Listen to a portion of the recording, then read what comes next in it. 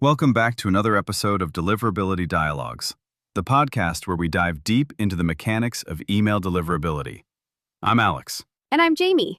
So, Alex, interesting topic today, huh? Yep, it sure is. Today we're talking MailChimp. It's one of the most popular platforms in the world for sending mass emails.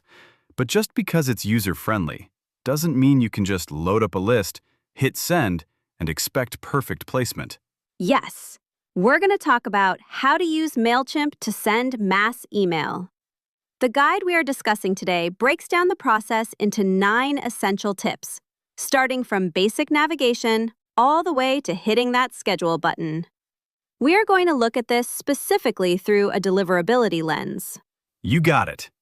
Okay, so let's start with creating your lists, which MailChimp calls your audience.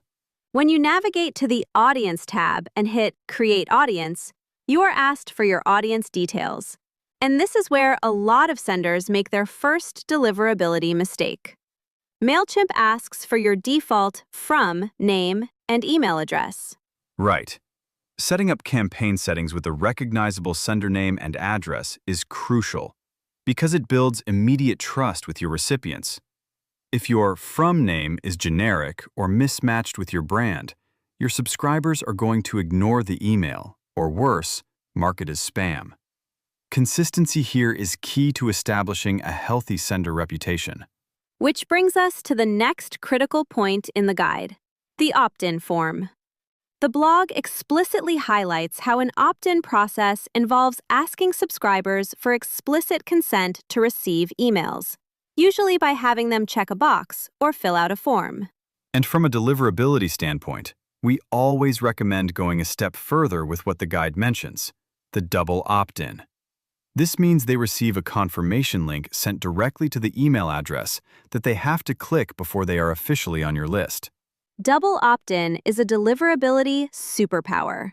It prevents bot signups, stops people from giving you fake addresses, and ensures that every single person in your MailChimp audience actually wants to be there. Gotcha. So, once your forms are set up, step 4 is importing your subscribers.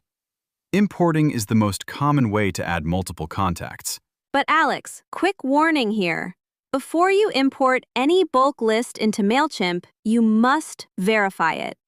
If you import an old, uncleaned list full of hard bounces and spam traps, MailChimp's internal compliance algorithms might suspend your account before you even send your first campaign. Spot on. Clean your data first. Once your subscribers are safely added to your audience, you can move on to step 5, designing your email campaign. Under Content, you can click Design Email, and MailChimp gets you a choice between their Classic Builder and their New Builder. The New Builder has a streamlined user interface that lets you add and update information on your layout seamlessly. What's interesting is that if you use the same editor more than 3 times in a row, MailChimp sets it as your default choice. But from a deliverability perspective, the tool you use matters less than the code it outputs. Also, Alex, did you know that customizing your design helps maintain consistent branding? It'll make your emails quickly recognizable to your audience. High recognition equals high engagement. No, I didn't think about it like that, Jamie. Thanks. Okay, let's move to step 6, campaign settings. This is where the magic happens. You go to the Campaigns tab, click Create Campaign, select Email, and start filling in the blanks. A tip I learned, Alex, is that you can select specific segments or tags if you've segmented your audience.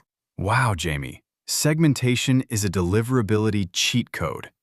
Sending a mass email to 10,000 people might get okay engagement, but segmenting that list and sending tailored, highly relevant messages to smaller groups of 2,000 people will skyrocket your open rates and send massively positive signals to inbox providers.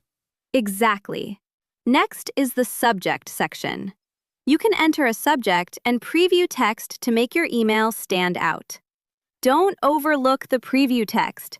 It acts as a second subject line and can be the deciding factor in whether someone opens your email or archives it.